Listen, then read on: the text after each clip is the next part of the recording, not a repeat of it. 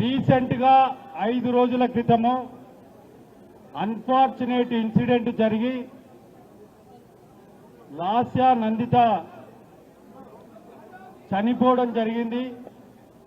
అందరికీ అంబర్పేటలో ఉండే బీఆర్ఎస్ కార్యకర్తలందరికీ విజ్ఞప్తి చేస్తున్నా, అందరూ లేచి 2 నిమిషాలు మౌనం పాటించి మళ్ళీ మనము సభను ఏర్పాటు చేద్దాం.